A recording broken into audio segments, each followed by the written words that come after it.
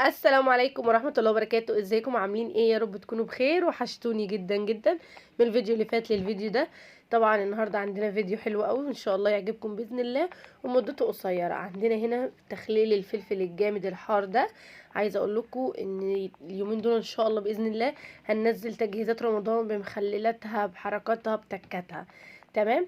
انا نقيت كده كيلو من الفلفل الحار، بس الحجم اللي انتوا شايفينه ده الحجم الصغير، لان انا بحب يكون القرن بتاع الفلفل يكون صغير كده، عشان اللي ياكل يعني ياكل حتة منه ما يرجعوش تاني او كده يخلصها. تمام.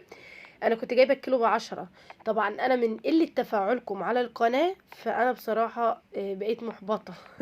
فده الفيديو ده انا مصوره بقالي كتير، يعني بقالي بتاع شهر ولا حاجه. فانا دلوقتي معرفش ايه سعر الفلفل دلوقتي عامل كام، لاني انا بجيب مثلا بالكميه، يعني مثلا اجيب 2 كيلو او كيلو ونص او كيلو، وبيقعد عندي فتره طويله. المهم، انا دلوقتي غسلته كده ونضفته زي ما انتوا شايفين اهو، بس ما ينفعش نقطع منه الراس بتاعته، يعني لازم نسيبها فيه كده عشان تحافظ عليه وعشان تحافظ على القرمشه بتاعته.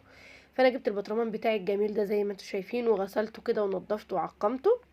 وبعد كده هجيب الفلفل وهرصه كده بالشكل اللي انتوا شايفينه ده. تمام كده.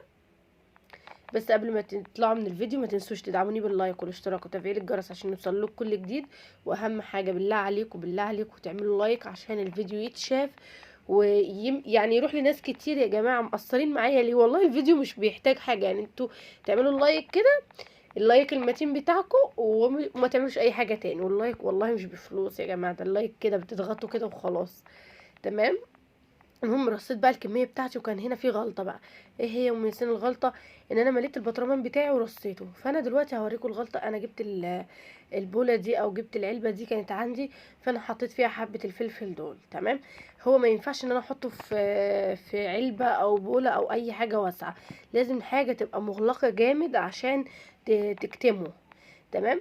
فانا لما حطيته في العلبه دي فما نفعش معايا بصراحه، لان هو بيجف كده لفوق، يعني الميه بترفعه.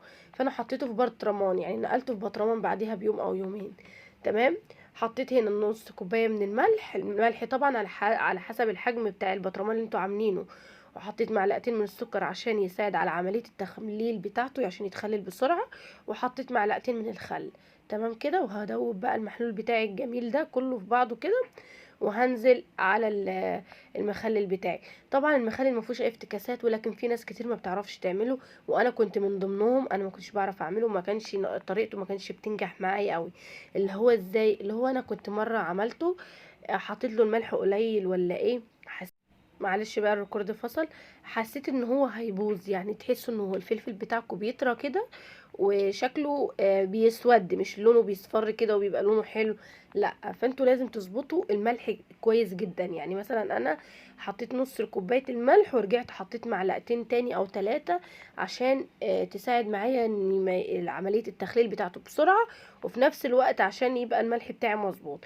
فانا حطيته هنا في العلبه دي، فما نفعش بصراحه في العلبه. بصوا الفرق بينه وبين الميه، يعني الميه مرتفعه جامد عن الفلفل جف كده لفوق، والميه قعدت من تحت. فطبعا ما نفعش، فانا نقلته في بطرمان زي ما قلت لكم. تمام. ان شاء الله باذن الله هنزل لكم بكام فيديو تاني مخللات هعمل مخللات بانواعها.